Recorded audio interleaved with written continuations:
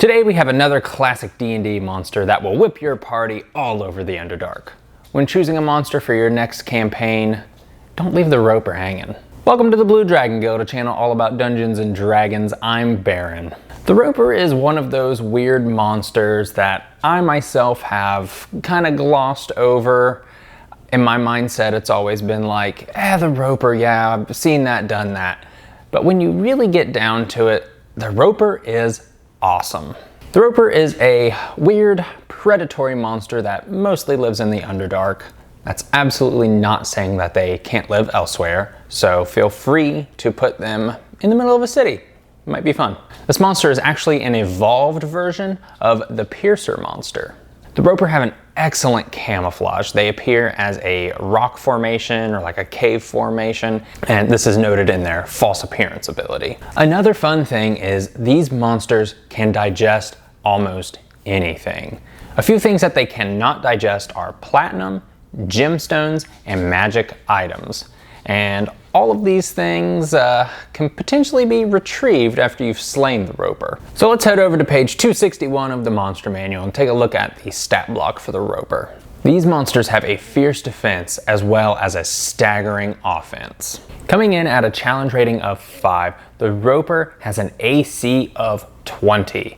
Now that's not impossible to hit, but it's still pretty tough. The roper is most famous for its namesake, the tendrils. The roper has grasping tendrils.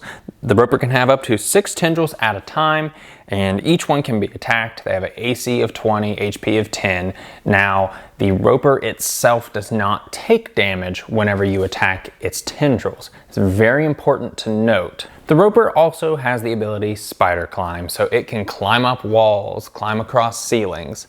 The fun thing about roper is they don't have feet. They don't have legs or spines or...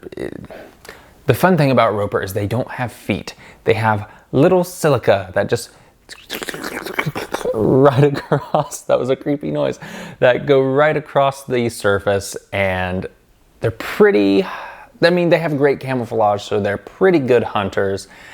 And I like this. It makes them a little creepy. The bad thing for the roper, though, is that it only has a move speed of 10. So it's not getting very far very fast, but they're still really fun. And I can see having multiple of these would be really mean. So going down to the roper's actions, they have multi-attack. The roper makes four attacks with its tendrils. It uses reel and makes 1 attack with its bite. Now its bite does 4d8 plus 4. So that's pretty good, pretty high damage for a CR5. Now its tendrils don't really do a lot of damage, so that kind of evens out the high damage amount from that bite. But the tendrils can grapple targets. And until that grapple ends, the target is restrained and has disadvantage on strength checks and strength saving throws. And obviously the roper can't use the same tendril on a different target while it has someone else grappled.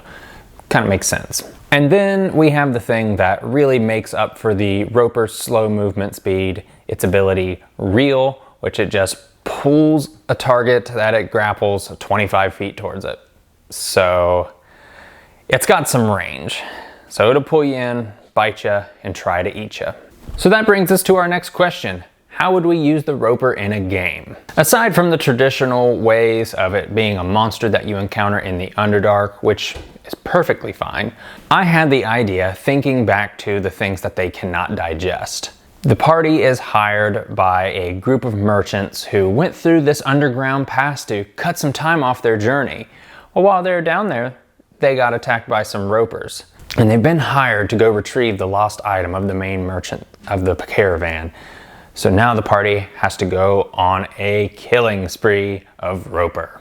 Your party may not know what a roper is, so they would just go into it thinking, we'll get it, it'll be all right. And then there's multiple ropers, and then they all get whipped up on. I think it's a really fun way to use the roper. It gives the roper a significant purpose versus being just another encounter. Now they have to track down a specific roper, find the one that ate this item. If you've ever used a roper in any of your games, or if you've ever fought against one, tell us down in the comments below. So if you want to see some more Dungeons & Dragons content, hit that subscribe button. And if you want to see some videos about some more monsters, check them out right here. And until next time, keep the dice rolling.